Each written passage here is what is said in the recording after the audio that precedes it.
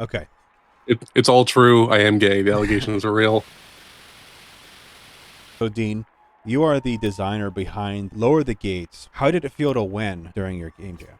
Well, I could also ask you the same question because you made the other winner. And for anyone who doesn't know, just for context, it was a tie for first place. And instead of battling it out, we decided to share the winnings because we are good communist folk, clearly.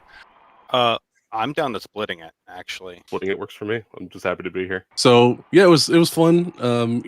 All my experience in game dev is either through college, student projects, internships, and then full on like professional industry work. So this was the first. I had a game jam that I did at a company that I worked for, like an internal one, which was fun. But otherwise, like externally, like this is my first like real indie game jam. Yo, dude, this is sick.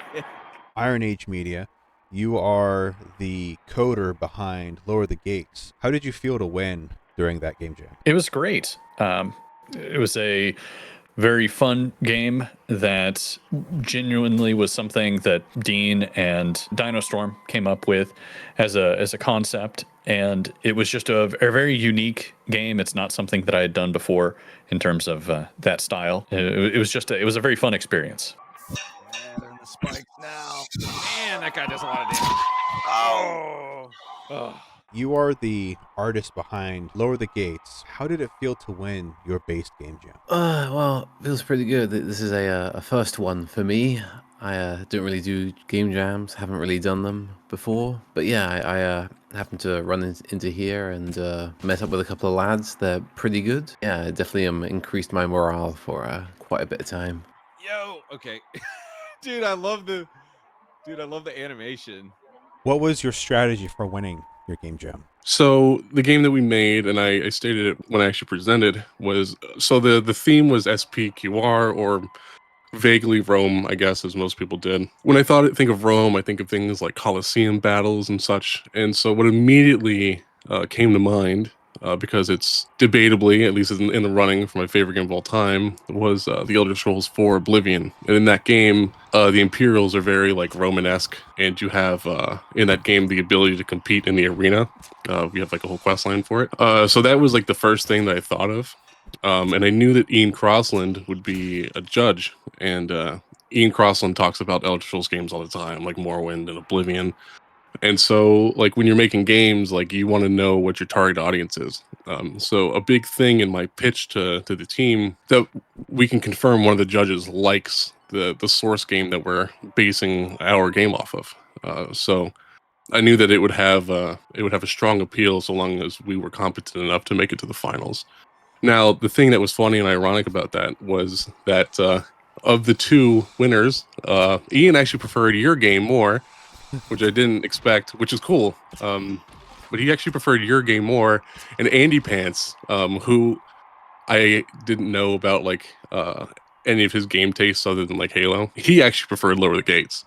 So that was a real interesting and like pleasant surprise. Yeah, and I think he got more of a connection from it because he was the one that was actually playing on the stream and not Ian. I would say like a good piece of advice is just to know your target audience and how to appeal to them, and it really helps if you have things in common with the target audience and you have like a shared love and passion for a particular game or genre. Yeah, so you went really deep. You almost went like metagaming stuff. You researched who you were selling to, the judges, right? So you really kind of went after that. That's very smart. Yeah, you just gotta know the parameters of your goal and do the best you can to meet that. And I guess that little bit of what you may call market research was a big part of it. I'll say I really like it. I really like the graphics. I really like the graphics. Dude, same. Dean put together a very thorough game design document, and there was a lot more in that document that didn't make it into the game, but the general idea was essentially get the game loop going and make sure that the player was getting feedback and organically understanding what was happening with game jam games. You can get a bit lost in the weeds, and especially as a programmer, you're thinking more about the mechanics and not about the experience. When we were discussing what game to make, it was I did kind of want to make a first-person game with like hand-drawn art, so we kind of went with that idea.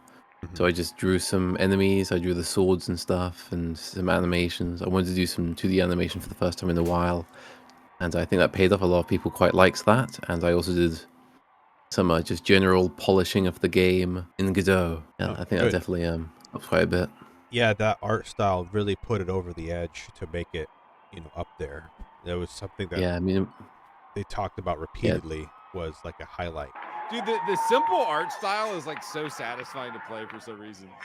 What was your approach of dealing with the difficult theme that you had to deal with your game? Yeah, so SPQR is pretty specific, and I know it's a theme that you really nailed, and I think that like really boosted you on like your theme score. But for me, like I really went the more generic, just like Roman route at first. But then when we had like a little bit of time to polish, we ended up leaning more into the SPQR aspect, where we added like the essentially it's not much of a time limit as is like an excitement limit, where you had like the thumbs down in the meter, and like the crowd would cheer and confetti and all that kind of stuff, because Roman history dictates that that era was just filled with like distraction. And I remember that So- too, because like during the qualifiers, we'll call it, you had the feedback of, I wish it leaned more into the SPQR stuff, and then you guys like barely squeaked through.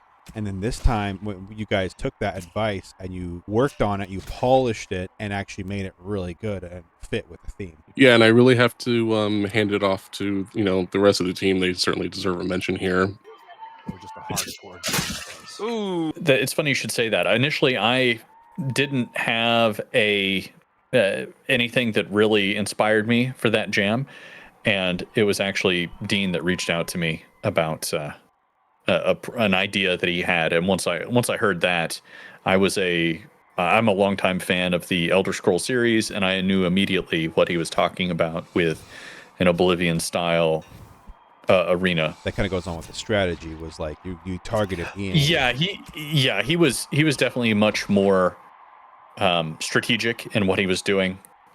Everything that I did was very, I was pretty much focused on trying to get the game feeling good, and then adding enough variety in the stages and enemies to give the player a different and challenging experience. Mm-hmm.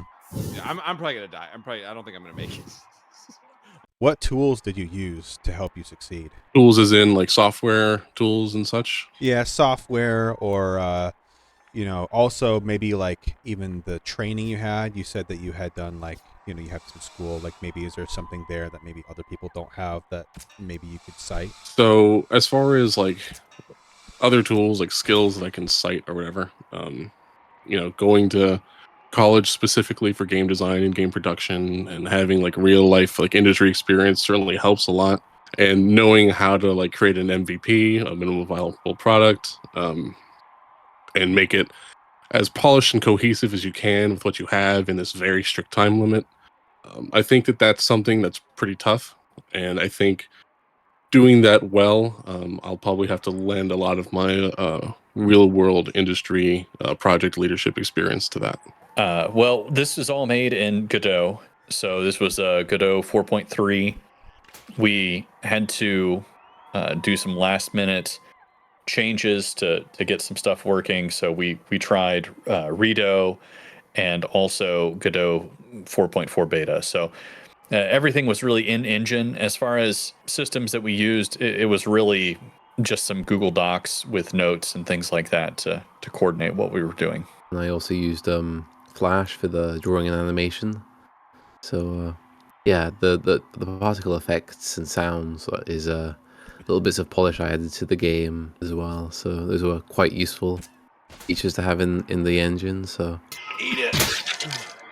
How did you plan your IRL life versus your game dev balance during this game jam? Yeah, that was actually at first it was pretty hard because I was doing all-nighters. There was issues for the things I was working on. It was really tough. There was a couple of days where I had to be like, here, like, I have all this documentation. I have this. It's kind of future proofed a little bit. So like, you know, you're gonna have to do without me for like a day or two. But towards the end, you know, there was a pretty mass layoff, as so many others have experienced in the industry, sadly. So towards the end, I had a lot more time. That certainly helped a bit. Right. Maybe that's part of what gave us the edge towards the end. Who knows? So that means your tips and tricks is to get fired from your real job so you can participate in Game Jam. Yeah, make sure you work somewhere incredibly scummy, and then make sure that you and like 48% of the workforce are on the chopping block, and it'll just make you zoom through these game jams. I think that's the secret sauce.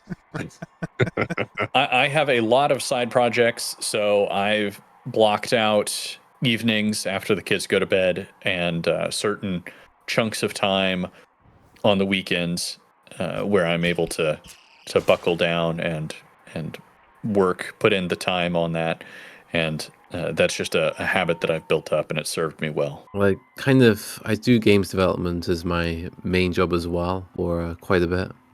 And I don't work like crazy long hours or anything, which I suppose is good. And so it's just like on the 1 or 2 days, just fitting a couple of hours in little brief intense bursts of speed.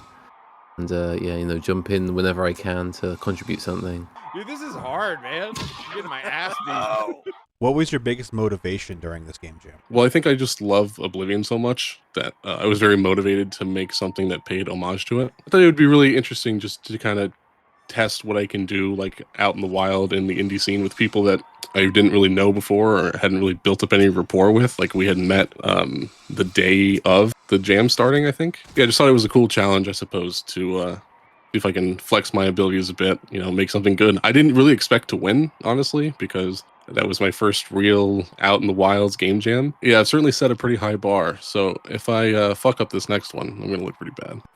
I've been interested in trying out game development with my other IronAge media projects. Those have been, you know, I've done magazine, I've helped people bring an album together, or an EP together, I should say, and helped work on comics and other things. The previous game jam, I flew solo and made a game there, and it just didn't quite hit with the theme properly. So this was a good way for me to try out collaborative game dev. You know, I haven't really done any of these collaborations ever. I've basically been the solo dev all the time. So Stump arm. Oh God! Okay, I get it now. I see what they're doing. Took the whole shield off. What other advice do you have for other Game Jam contestants? I think the best thing for sure is to know your target audience. So know the judges, know what they like, and make sure you cater to them. And another huge thing, a big mistake that I see constantly, is get to the point. Like, they have a very small amount of time to play your game, especially in the preliminaries. Don't have a bunch of dialogue, don't have cutscenes, don't, like, none of that stuff. Yes, story in games is awesome, it's important, it's all these things. But when people are playing your game for somewhere between, 5 and 10 minutes, you really need to get to the point. Okay, if you want to win, I would say that there's really one piece of advice. Make a completed build. Export a build and play it. I would say on a 2-week jam like this, you want to do that by the 4th day. And then after that, make sure that you're exporting a build and playing it at least every 2 days. More often is probably better. Stop tinkering with stuff that may or may not be important. If you can't get from the start screen to your game started, then, if you don't have that, then you're not going to win anything. Before you get too far down the rabbit hole, make sure that you can get a build of your game out there and play it, and that make sure that it's doing what you expect it to do. What frequently occurs is that people will easily latch on to something that is a distinctively bad experience. So if there's a big problem, if there's a rough spot, that may stick out to them. I'd say just play to your strengths, provide the value that you can, and communicate with the rest of your team. Find team members that are strong in other areas, and communicate honestly and directly, and have fun. Don't take it too seriously. Dude, I freaking love that cartoony animation right there. It's like 4 frames, but it looks amazing. Thanks, this is cool. If you guys want to, see me either complain about games, you can follow me on Twitter. Or if you want to see me speak usually more positively about them, the collector aspect, let's plays and such, and maybe reviews from my designer perspective, you can always follow me on YouTube. Everything is Sneed Cola, as it's displayed here. DynoStorm, where can we find you? Yeah, I'm working on a survivor-like type tower defense Western positive shooter game called Westman, and you can check me out on YouTube and check out trailers and videos I've made on that. YouTube.com/DynoStorm. That's DynoStorm with a Y, and you can a good place to go and keep updated on the stuff I'm doing is to head to DynoStorm.com and sign up with your email address, and you can just join the mailing list, and you can get access to Westman as soon as it's ready. You can find most of my projects over on IronAge.media. You can also, from the website IronAge.media, you can find my YouTube channel and Twitter. I've been recently streaming over on Element 26 Games, which is on YouTube. You can find me there, where I do some game development and Let's Plays.